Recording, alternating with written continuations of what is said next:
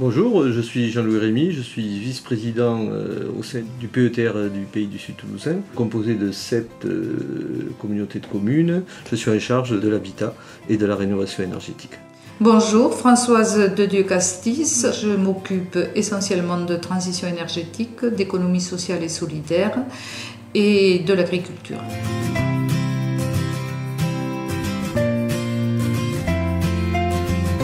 Donc la démarche de territoire à énergie positive, c'est en fait engager le territoire dans un processus qui vise à ce que celui-ci devienne producteur d'énergie pour couvrir 100% de ses consommations. Plus localement, sur le Pays Sud Toulousain, ce qui a été décidé et entériné par les élus, c'est le fait d'atteindre 100% d'électricité renouvelable à partir de 2020 et 100% d'énergie renouvelable, donc tout secteur, toutes énergies confondues, avant 2050.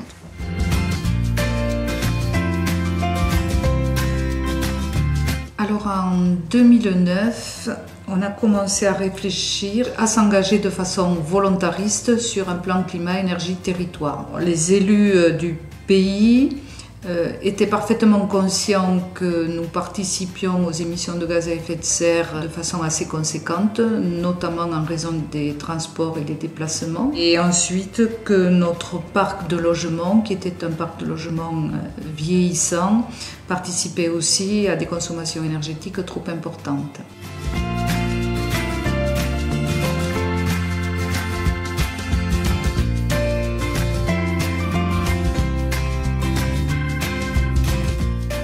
Donc le pas à franchir pour être un territoire à énergie positive nous a paru pas si grand que ça. Les élus ont été très motivés et c'est à ce moment-là qu'est apparu l'appel à projet porté par le ministère sur territoire à énergie positive pour la croissance verte. On était psychologiquement prêts à y répondre. On a été reconnu lauréat par le ministère avec la signature de la convention par Madame Royal au mois de juin 2015.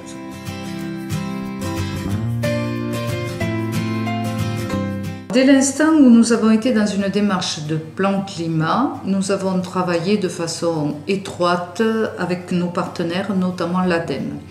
À ce moment-là, on a fait le constat sur le territoire que nous avions besoin d'un espace info-énergie pour aller à la rencontre des particuliers, notamment pour la rénovation énergétique des logements. Et nous n'avions, contrairement à d'autres territoires, aucun support associatif suffisamment robuste, j'ai envie de dire, pour porter cet espace info-énergie. Donc là, il s'est agi pour le chargé de mission et pour moi-même de convaincre les élus du territoire qu'il fallait qu'on prenne la décision nous-mêmes et qu'on soit le support de l'espace info-énergie. L'accompagnement type d'un particulier pour son projet de rénovation se déroule de la manière suivante. Généralement, il rentre via l'espace info-énergie, où là déjà il reçoit un premier conseil.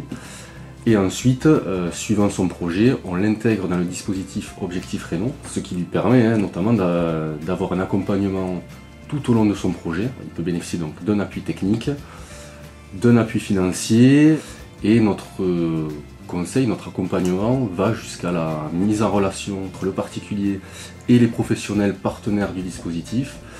Et ensuite, on leur propose également un suivi des consommations pendant 1 à 2 années pour évaluer le bienfait des travaux et de leur projet de rénovation. Ce dispositif reste un service public, ce qui signifie donc que cet accompagnement est entièrement gratuit, neutre et indépendant, puisque ce dispositif est entièrement financé par le Pays Sud Toulousain avec le soutien de l'ADEME.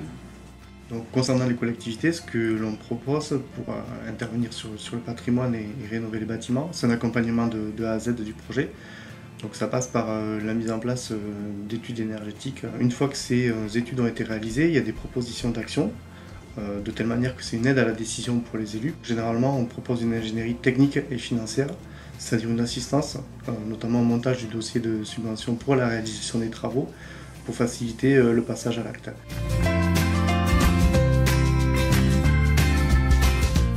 La réussite d'un tel projet, c'est de s'entourer d'abord de techniciens curieux qui soient à l'écoute et en veille permanente au niveau de tout ce qui se passe, et effectivement d'élus qui portent un projet de territoire ambitieux. Et aujourd'hui, ce genre de démarche remplit pleinement ces buts qui nous sont chers. Pour un territoire qui souhaiterait s'engager dans la même démarche, je pense qu'il y a deux incontournables. Un portage politique très fort, accompagné par un technicien compétent et motivé. Pour tout dire, j'espère que le contexte un petit peu porteur de la COP21, les reportages, les émissions vont sensibiliser non seulement l'ensemble de nos concitoyens, mais au-delà, bien évidemment, les gouvernances des territoires et les engager dans des actes concrets, dans des opérations concrètes et efficaces.